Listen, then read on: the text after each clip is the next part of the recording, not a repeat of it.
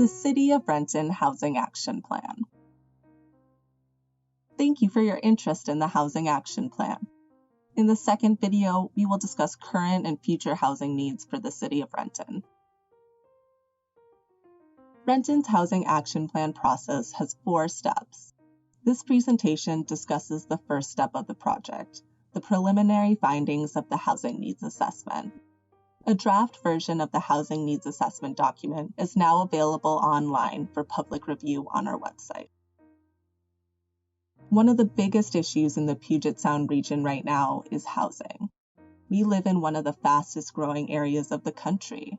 Since 2010, King County has grown by more than 329,000 people. This has been the 3rd largest population increase among counties in the United States. This 17% growth in the county over the past 10 years is about equal to the populations of Renton, Kent, and Federal Way combined. This regional growth has meant more housing in Renton to accommodate more people. Since 2010, housing in Renton has expanded by over 4,200 units. Now, our housing inventory includes over 43,000 homes. During this same time, the population of Renton grew by over 14,000 people. Now we are at a population of over 105,000. While this may seem like a lot of new housing, region-wide we are not building enough to meet that growing need. This lack of new supply is, in part, leading to increased housing costs. To keep pace with expected targets for growth, Renton needs to add, on average, more than 460 units per year. For many communities, including Renton, actual growth in housing has been lower, and new housing in South King County has not been built as quickly as other parts of the county. Since 2010, Renton has added more than 430 new homes on average each year. This is more than any other city in South King County, so Renton has largely kept pace with expected growth. However, we still need to maintain this rate of growth and slightly increase it into the future by 6%. Other cities in South King County will have to increase their production too in order for us to meet our regional demand.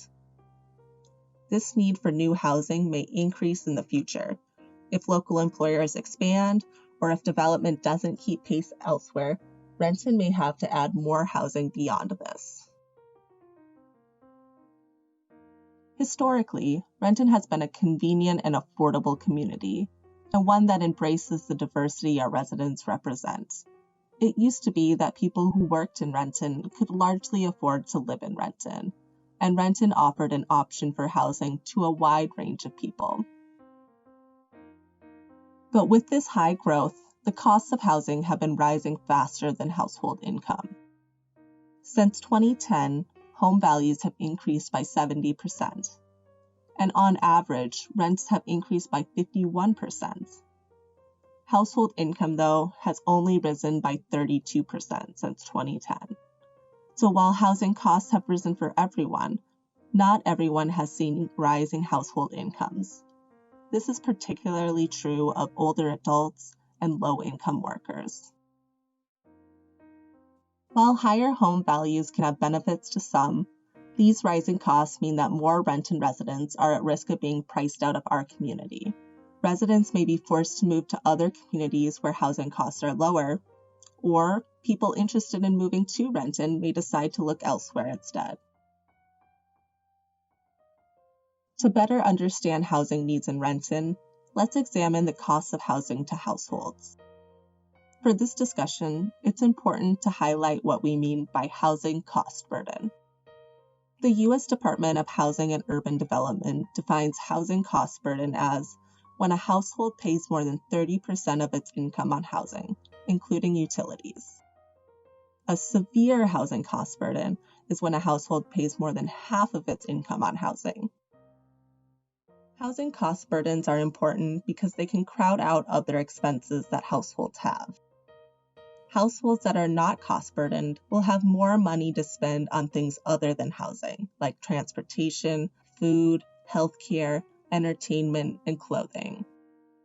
But when a household pays more than 50% of their income on housing, it leaves much less income for all other expenses. Some expenses, like taxes and transportation, will stay the same, but the amount available for other needs, like food and healthcare, will be much lower. The second part to housing needs is the incomes that households have to pay these costs. We can think of household income along a continuum, from the lowest income to the highest income. This center point is the area median income, or AMI, and is the middle value for household income in an area. For Renton, we use King County as a reference area. This allows us to account for context in a wider market, since people may live and work in different places. In King County in 2019, the median household income was $108,600. This means that 50% of households had incomes lower than this amount, and 50% of households had incomes higher. For understanding housing affordability, we're most interested in looking at that lower 50%.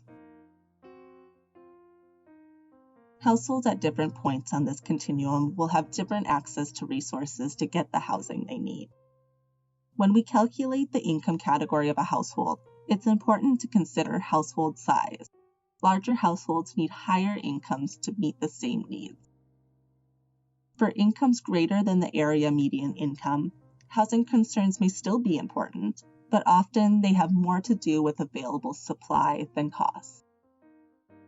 In our area, moderate income households are at 80 to 100% of AMI.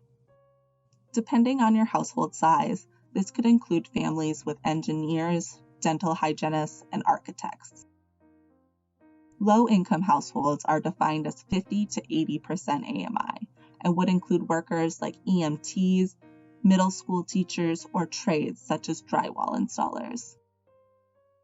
Very low-income households are defined as 30 to 50% of AMI and consist of occupations like machinists, administrative assistants, and bartenders. Extremely low-income households represent below 30% AMI and include many workers such as cooks, personal care aides, and food preparation workers. Each household is different, but there are members of our community in each of these different brackets that are facing or will be facing very real challenges in accessing the types of housing that they need. So how does this apply to Renton? Breaking households in Renton up by these income categories, we see that 44% of Renton households make above the area median income for King County. 11% of households make 80 to 100% of the median income. 15% are low income, making between 50 and 80% AMI. 14% are very low income, between 30 and 50% of the median. And 16% of households are categorized as extremely low income, with incomes of 30% or less of the area median. Of these households in Renton, about 54% own their own home, while 46% are renters. A greater proportion of higher income households are homeowners, with more renters at lower income levels. This breakdown is very similar to other nearby cities. We also know that about 37% of Renton households are cost-burdened, and households that are renters and those with lower incomes tend to be the most cost-burdened. According to existing data, as many as 84% of households earning less than 30% of the area median are cost-burdened in Renton. Among cost-burdened households, many are severely cost-burdened, spending more than 50% of their income on housing. These households are at higher risk of housing instability and potentially homelessness. About 2/3 of Renton's lowest income households are experiencing severe cost burden. Overall, these housing cost burdens are hard to maintain over time, particularly severe housing cost burdens. Many of the households facing these burdens are under pressure to find different housing options, often outside of Renton. As these high costs of housing are making it difficult for some of Renton's residents to stay in the community, the pressure is felt in different ways. For a Renton High School student, they see changes with the growth of the tech industry that they don't feel like a part of. A senior resident has also seen changes as prices continue to rise and they feel the pressure of higher costs on a fixed retirement income. So given all this information, what housing will Renton need in the future? According to current estimates, at least 9,300 new homes will be needed in Renton by the year 2040. Renton may need more housing than this, particularly if housing is underproduced other places in the region. This type of housing should represent a variety of housing types and be accessible at different income levels to meet Renton's diverse housing needs. About 56% of this new housing should be targeted for households below the area median income.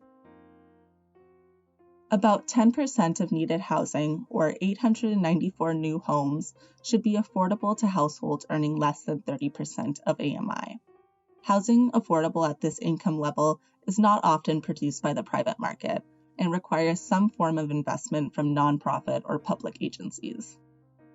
Renton will also need more than 1,000 units of housing affordable to those earning between 30 and 50% of the median income.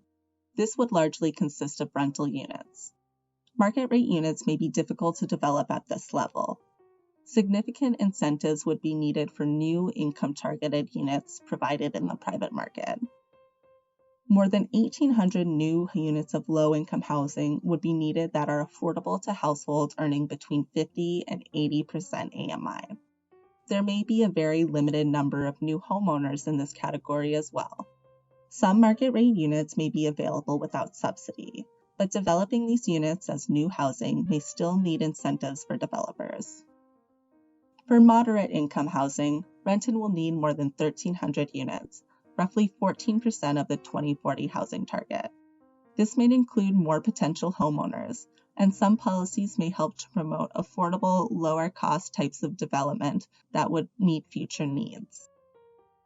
Finally, Renton will need more than 4,000 units of housing affordable to households earning at or more than county's median income. Housing is currently being built for these households in Renton, but new policies can help increase the rate of development and promote housing types that meet the needs of current and future residents.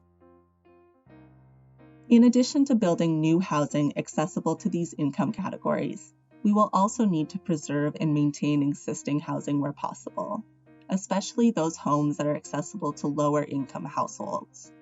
This can be important as we may lose existing affordable housing when it's redeveloped or replaced.